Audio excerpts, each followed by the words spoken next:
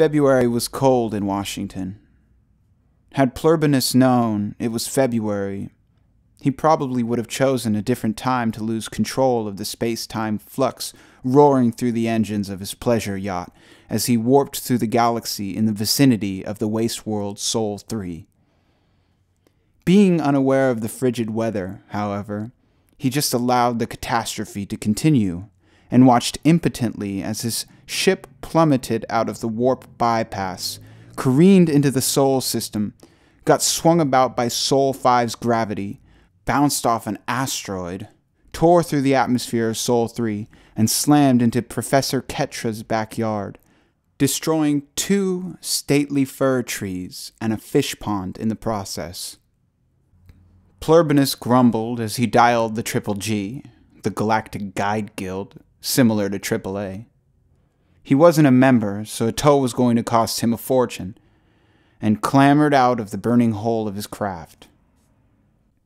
Ketra, a PhD astrophysics fellow at the University of Washington, stood on her back porch, contemplating, watching the wind whip through the yard, divergences and curls directing the turbulence of the wind as it rushed through the fir trees, knocking snow down as light refracted through the steam rising off her tea and reflected off the falling flakes in a magical sparkle. She also contemplated the rocket ship, which had just obliterated her backyard. Hello there. Are you quite all right?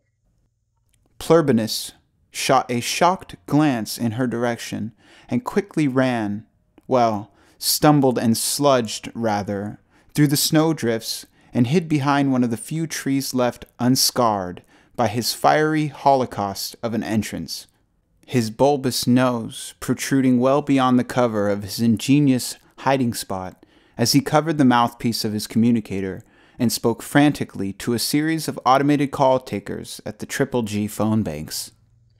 Care for a cup of tea? Ketra tried again toward the large schnoz shivering from behind the brush. Getting no answer, she began her own sludging trek through the snow to where Pluribus hid and whispered frantically.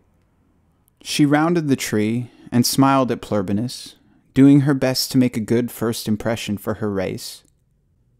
Pluribus quickly held a sprig of needles in front of his face, doing his best to remain hidden. Then, that failing catastrophically, he pulled his lips back and bared his teeth, doing his best to make a fearsome first impression for his race, though, as Pluribus was a rather unintimidating specimen of a rather unintimidating race, the effect was rather lost. Ketra, encouraged by his smile, reached out and took his hand to guide the poor, lost cosmonaut into the warmth of her abode.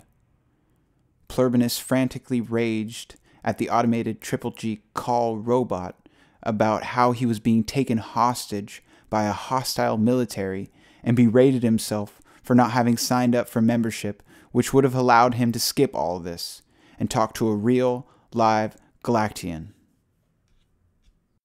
Ketra pulled him through the snow, which he seemed to have a hard time navigating, up the steps, which he couldn't quite figure out how to climb, through the door, which he seemed to get caught on, and into the den of her home, where a fire crackled cheerfully in the hearth and a still warm kettle was waiting to be reheated.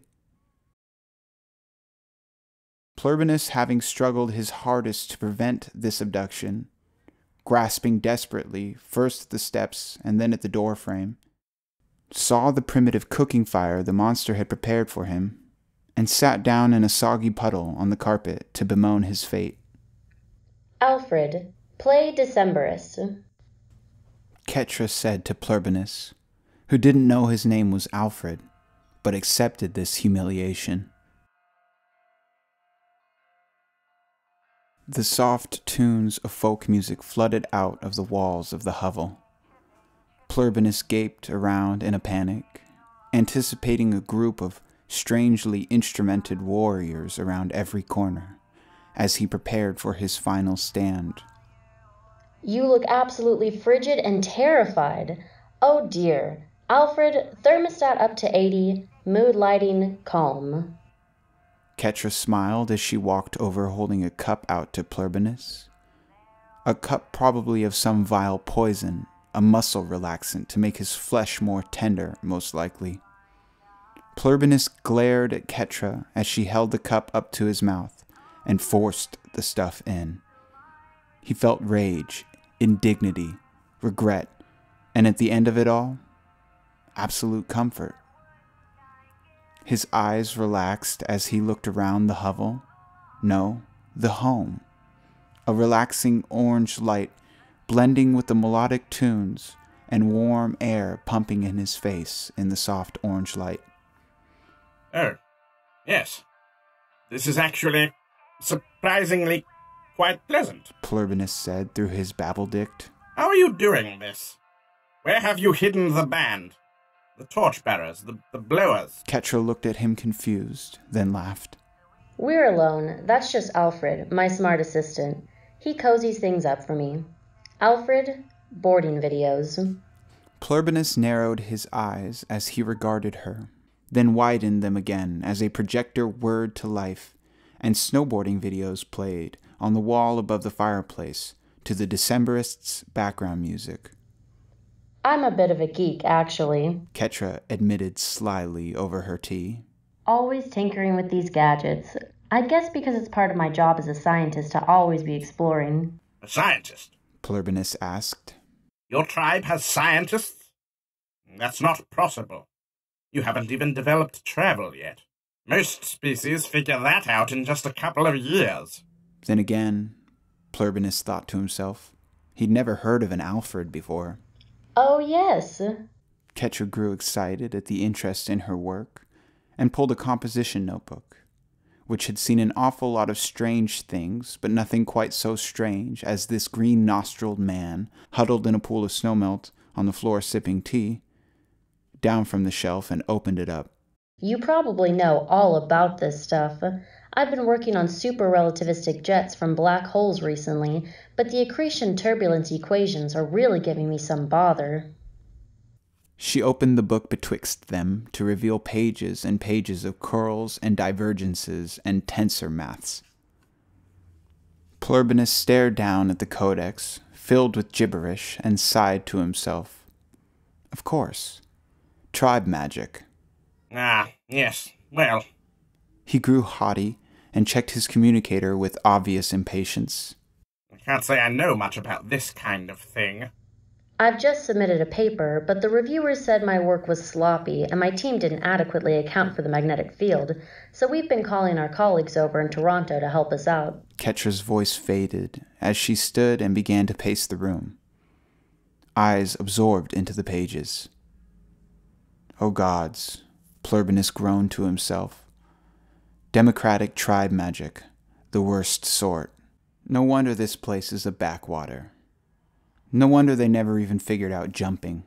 We were hoping the effect would be negligible. A flash of light and sudden crack shattered the Decemberists' Crane Wife Part 3 as 7 Triple G agents materialized in the den in a protective circle around Pluribus. Pluribus sighed in relief. Pluribus pluraxis, you've called for extraction? The lead agent registered Pluribus' nod. That will be 795 credits. 795? Pluribus blubbered. What sort of scam are you? Plus tax. How dare you? Exploiting a poor strand. Want to add processing fees? The lead agent raised an eyebrow to Pluribus, who glowered back in rage. Oh my. Ketra dropped her book to the floor. There's more of you. Oh, this is so exciting. I can't wait to introduce you to... Sorry, human. I have to go now. It's been very nice visiting your cave. Thank you for not eating me. Pluribus rose his nose high into the air and spoke to the wall. Feel free to give me a call when you've given up on this whole witchcraft thing and decide to join the civilized universe. What? I know my work isn't perfect. Ketra protested frantically, spreading her arms toward the group. But we could learn so... She finished toward the empty living room that had once been host to the largest delegation of galactic visitors to Sol 3. She frowned down at her notebook.